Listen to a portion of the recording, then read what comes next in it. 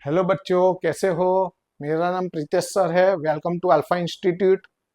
हम फिजिक्स का पहला लेसन हमारा कंटिन्यू है। ओके, ये सब हैंड रिटन नोट आपको डिस्क्रिप्शन बॉक्स में मिल जाएगी, तो आपको लिखने की जरूरत नहीं है। ओके, अच्छा, तो ये हमारा तीसरा वीडियो है। पहले वीडियो में पूरा सारा का सारा इंट्रोडक्शन मैंने लिया है, वो जी नीट के लिए भी इम्पोर्टेंट है। और उसके बाद हमने quantization of charge, Coulomb's scalar law and Coulomb's vector law लिया और सुपरपोजिशन लॉ लिया।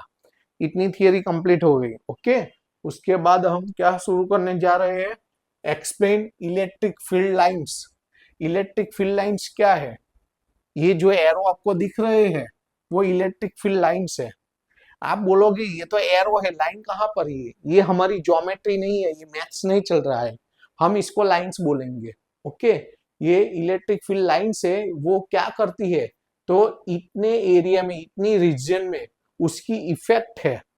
यहाँ पर इलेक्ट्रिक फील्ड है, वो उसका पिक्चर रजू करती है ये फील्ड लाइंस। ओके, और ये जो फील्ड लाइंस है, अब देखो, रेडियली आउटवर्ड है।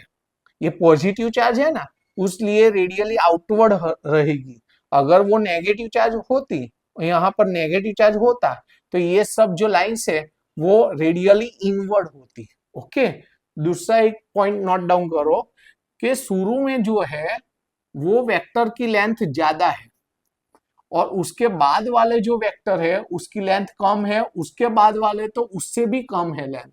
लेंथ कम होती जाती है, उसका मतलब क्या है कि जो इलेक्ट्रिक फील्ड है उसकी इफेक्ट डाउन होती जा रही है।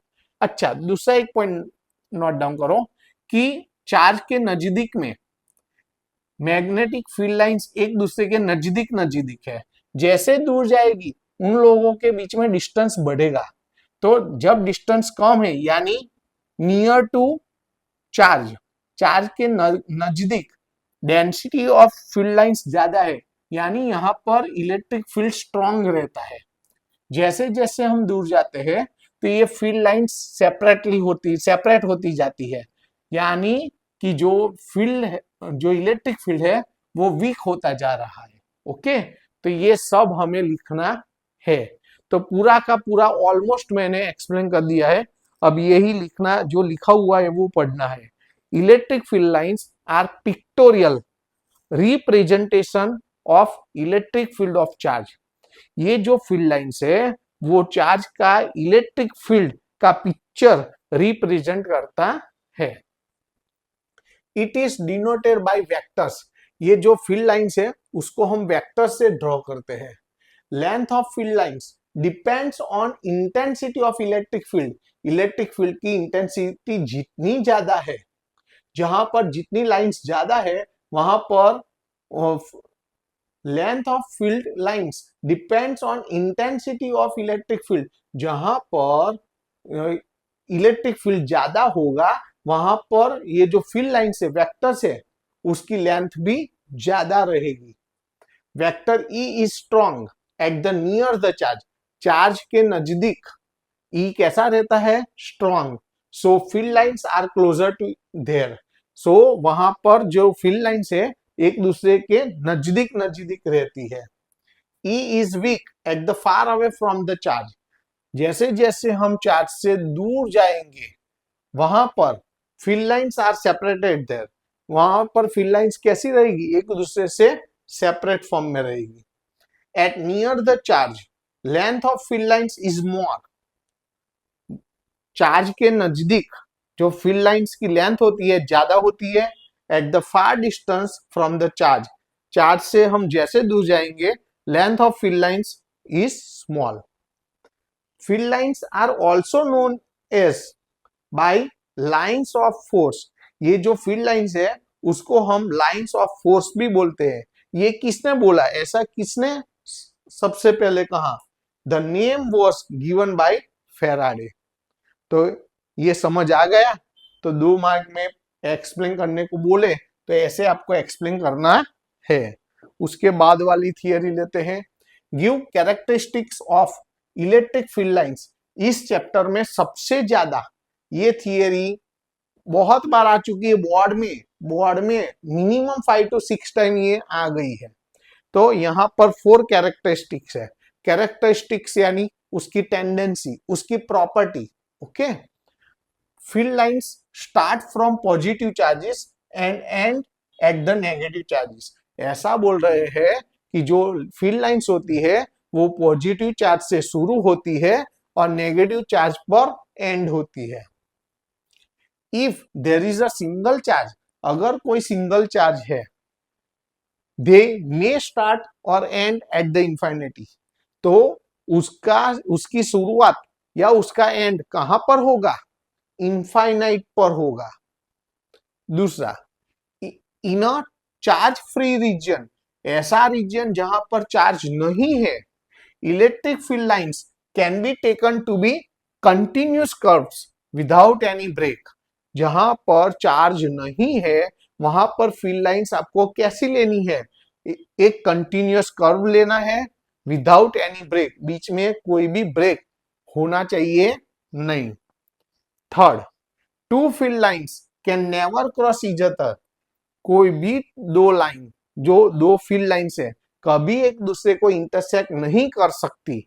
बिकॉज इफ दे डिड, अगर ऐसा हुआ, the field at the point of intersection will not have a unique direction. अगर ऐसा हुआ तो जहां पर इंटरसेक्ट होती है वहां पर हमें एक स्पेसिफिक डायरेक्शन इलेक्ट्रिक फील्ड की मिलेगी नहीं, ऐसा तो हो नहीं सकता। Field lines do not form any close loops, ये जो फील्ड लाइंस है वो तो हम स्ट्रेट एरो ड्रॉ कर रहे हैं, वो कभी सर्कुलर फॉर्म शो कर रहे हैं नहीं। Field lines do not form any close loops. तो ये चारों स्टेटमेंट आपको अच्छी तरह से तैयार करना है। मेरी तरफ से ये मोस्ट मोस्ट मोस्ट आईएमपी है।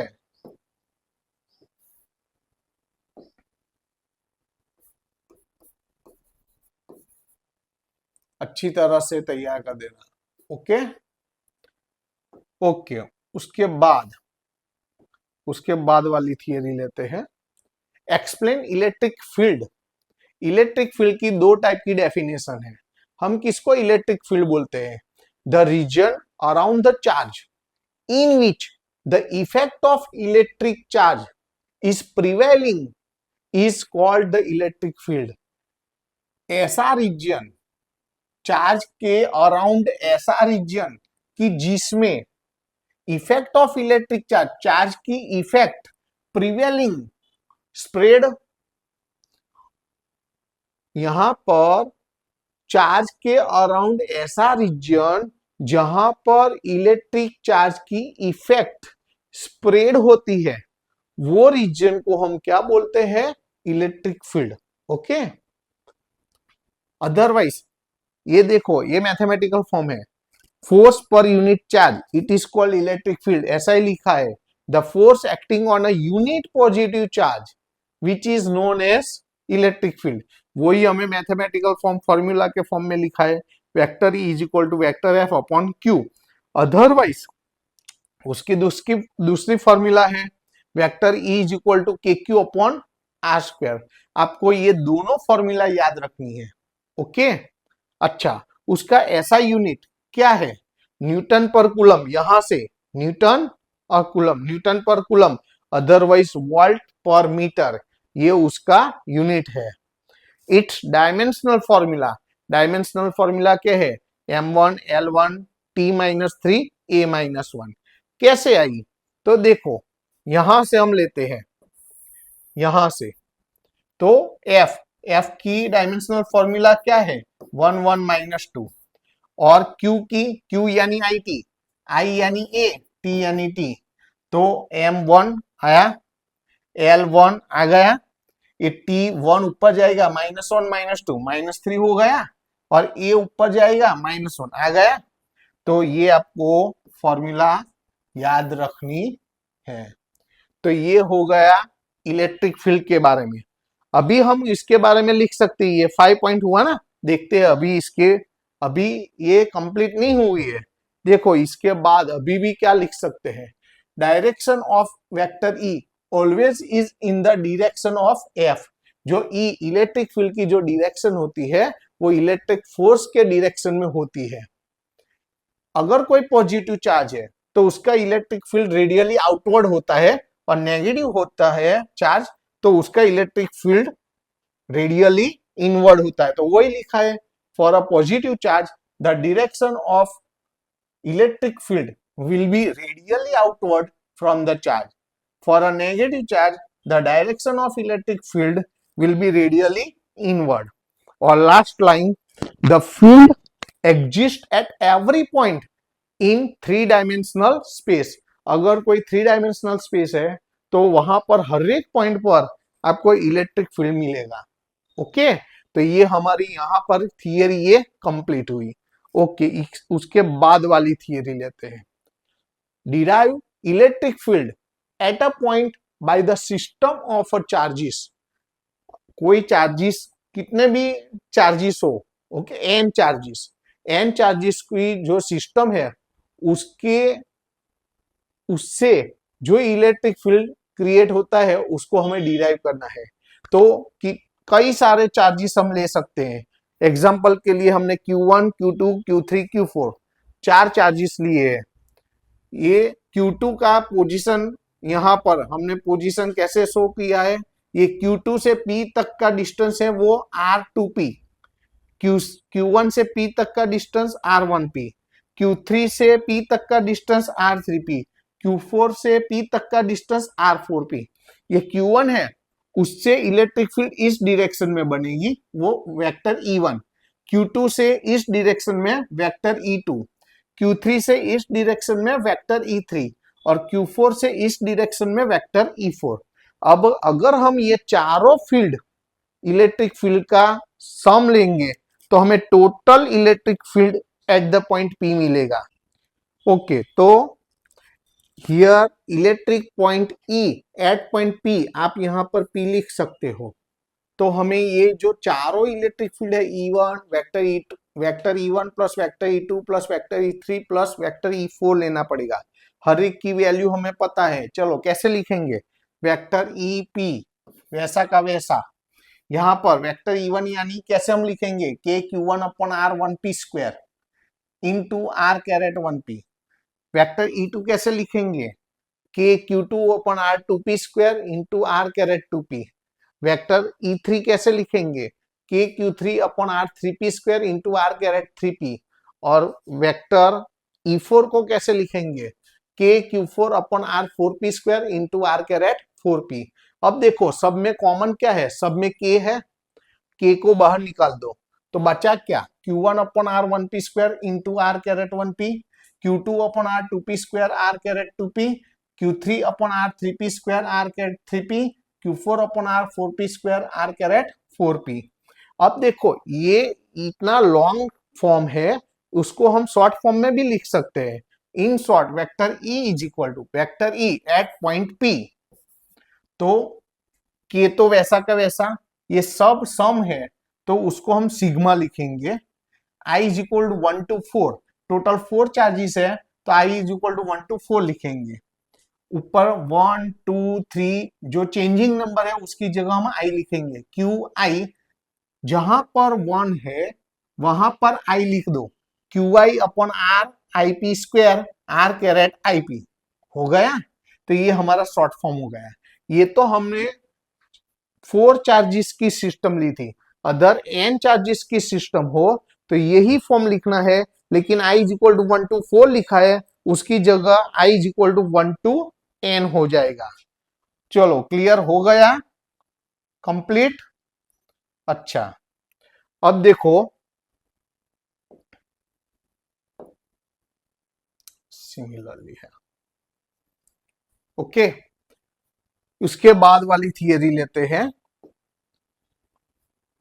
Explain electric dipole. ये इलेक्ट्रिक डाइपोल क्या है, तो equal but opposite charges, equal होने चाहिए मैग्नीट्यूड में और ऑपोजिट, एक प्लस तो एक माइनस होनी चाहिए। दोनों के बीच का जो डिस्टेंस है उसको हम 2a बोलेंगे और उसकी direction always negative charge to positive charge, ये मैंने डायरेक्शन शो की है। तो पहले तो डाइपोल क्या है, an electric dipole is a pair of equal and opposite point charges plus q and minus q separated by A distance 2a। Equal but opposite charges जब 2a डिस्टेंस पर होते हैं तो उस जो वो जो फिगर हुई, वो जो कंस्ट्रक्शन हुई, उसको हम क्या बोलेंगे? Electric dipole. उसकी direction, the direction will be always from minus Q to plus Q. ये आपको याद रखना है ऑलवेज। अगर मैंने यहां पर माइनस क्यू लिया है और यहां पर प्लस क्यू, तो डायरेक्शन इस तरफ हो जाएगी। Okay. Total charge of the dipole is zero. क्यों जीरो होगा? टोटल चार्ज जितना पॉजिटिव है उतना नेगेटिव है, तो टोटल चार्ज जीरो हो जाएगा। But total electric field will not be zero. Total electric field zero नहीं होगा, क्योंकि चार्ज अलग अलग जगह पर है, तो उसका इलेक्ट्रिक फील्ड तो एग्जिस्टेंस उसका तो रहेगा। Okay. The electric field due to dipole will be decreased fastly according to 1 upon r square at a large distance।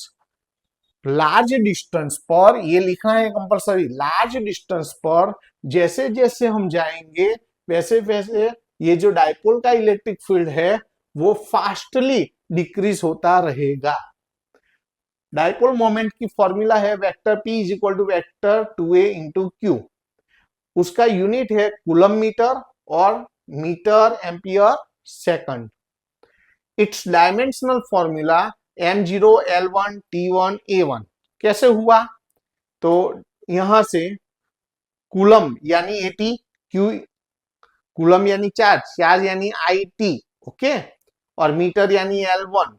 इसमें मास तो है नहीं, तो m0 l1 t1 a1 ये उसकी डायमेंशनल फॉर्मूला हो गई। तो आज जितनी भी थियरी हमने कंप्लीट की है वो सभी आपको अच्छी तरह से तैयार कर देनी है। ओके।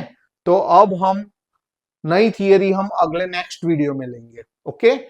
आगे भी मैंने बोला है ये सब हैंड रिटन नोट्स है, वो आपको डिस्क्रिप्शन बॉक्स में मिल जाएगी, तो आपको लिखने की कोई जरूरत नहीं है। ओके।